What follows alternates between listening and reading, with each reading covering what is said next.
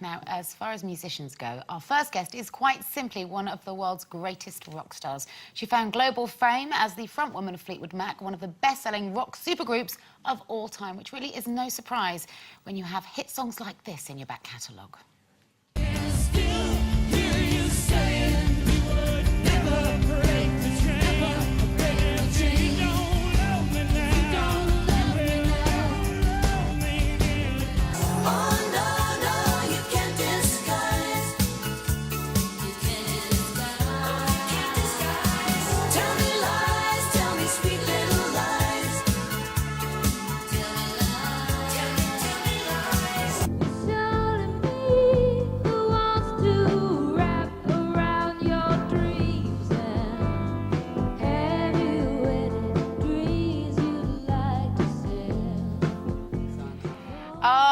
Ladies and gentlemen, she's here with us today, Stevie Nicks!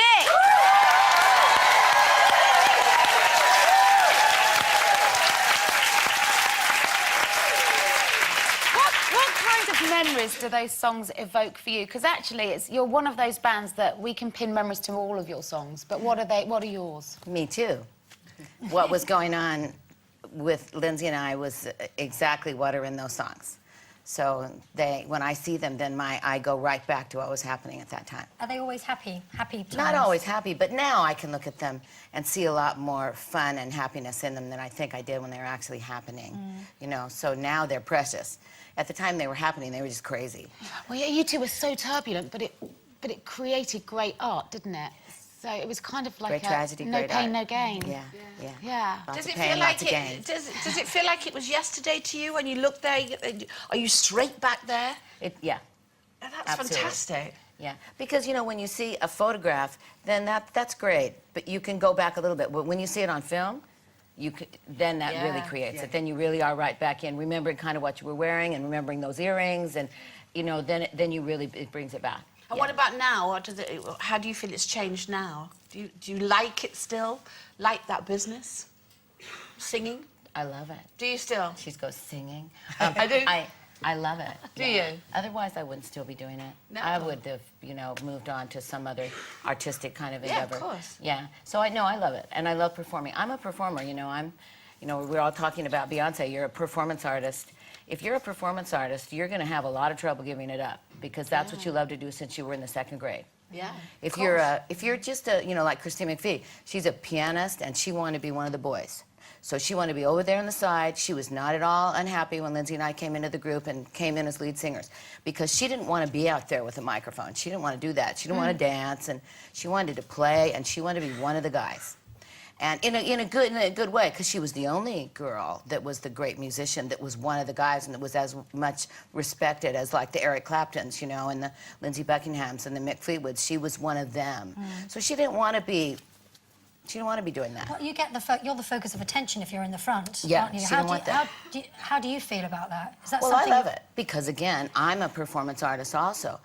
So if you love that, you know, when I was like in 4 years old, I had a grandfather who sang country music, and my dad, you'll love this, never mind, her.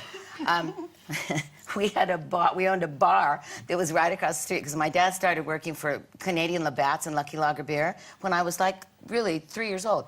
And so my granddad I used to stop there on the way home from school, at 4, and he used to put me up in yes, you know. For you to have a beer? Well, for kindergarten, like, you know. No, but I used to go into the bar before it opened, you know, and my granddad would sit me up on the table, and I'd be like tap dancing, and, you know, and my dad would go like, oh.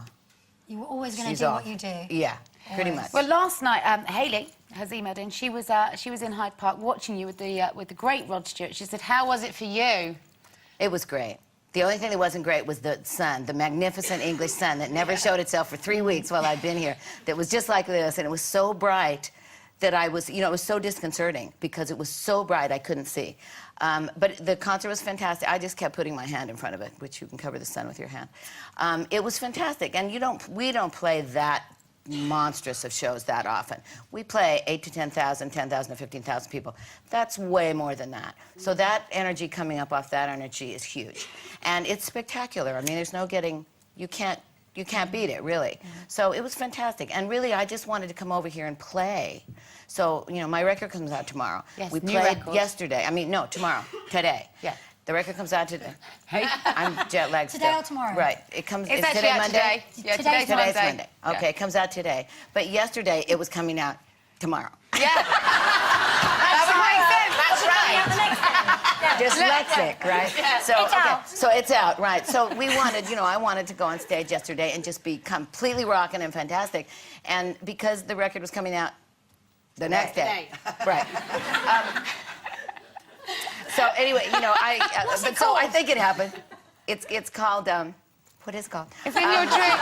In your dreams. The album's Can't in your remember. dreams, and the single In is Your Dreams. Secret Love. And Secret Love is a And single. you worked and- on this record with Dave Stewart, who is just a great British I wish he was here singer-songwriter. with us. And you stole in him this away. women. He would love being here. He so liked. much. He He would love love being right here. Yes, he would. He's a really bright guy, Dave, and when he dedicates himself to something, he's really, really committed. So you invited him over to your house, and he pretty much didn't leave for a year, did he? Pretty much. I mean, he did. He went home, but he came like sometimes 4 times, sometimes 5 times a week, and we worked from 3 until midnight. We had catered dinners every night, so we were kind of like being in the 20s, like Coco Chanel and Man Ray and all the artists and the famous writers. Oh, wow. That's what we kind of did. So it was like, we would call it in America, in the 60s, a happening. It was a happening. It was beautiful. Dave dresses up. So when Dave dresses up and he's filming, you're forced to kind of dress up a little.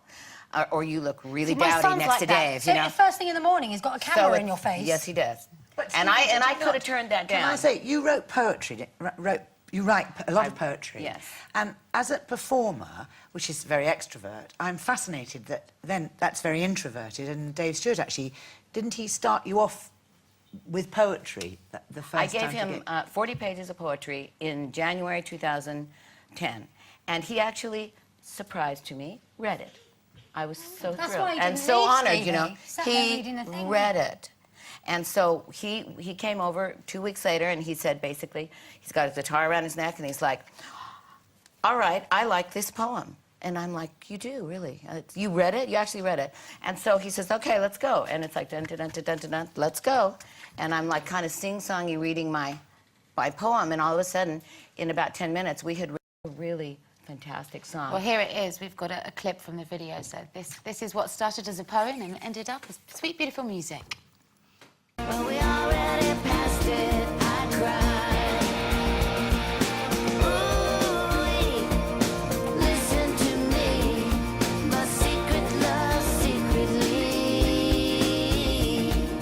died.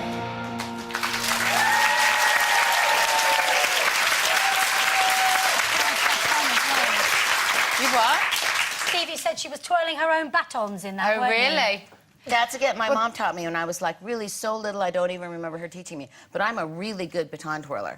So, of course, Dave's like, well, let's do some Any baton skills? twirling. Yeah. Throw 'em in. Last night, you weren't the only woman playing a major festival. Did you see any of Beyonce's set? Like yourself, I came home from my set when I should have like taken the shower, washed the hair, done the whole thing over for today, sat on the table in front of the TV and watched the entire set of Beyonce. And by the time, like yourself, it was over, I was like super exhausted. I was like, my set was hard, but this set that I just did with Beyonce was like super difficult. I'm dancing, and you too, right? And it was like, I know her. I have known her since Bootylicious because she wrote Bootylicious from from my Yeah. riff. So 50% Stevie Nicks, 50% Beyonce Knowles. So and I know her from when she was a lot. So that was many years ago. So I've watched her grow up. So I saw her as a little twig girl, you know, whenever that was, many years ago. And she, you know what? What I love about Beyonce is this. Beyonce in person is really, no matter what her scant clothes are, and at 63 years old, I can totally relate to that. I said the same thing. You could have worn a really cute short skirt. I would have preferred it. I'm 63 years old. She didn't. That's what she likes. She's young. But at the same time, what she is she is an absolute lady in person. To me, she is gracious, beyond gracious. She stood there for a second and said, can I just take this in? Because we as performers do not see it that often. Well, women certainly don't, but I tell you the And it's reason... like, I'm getting goosebumps. And her eyes filled up with tears. My eyes filled up with tears. So it's like, that was a beautiful moment. And you know what? I believe in this business, and you girls have it. Your graciousness is what carries you. It isn't how old you are, how young you are. Not me. How young you are, how beautiful you are, how short your skirt is. What it is what comes out of your heart. And if you are gracious, you have won the game. You certainly have. Thank you so much. Good luck with the records. Come and see us again. Stevie Nicks, everyone.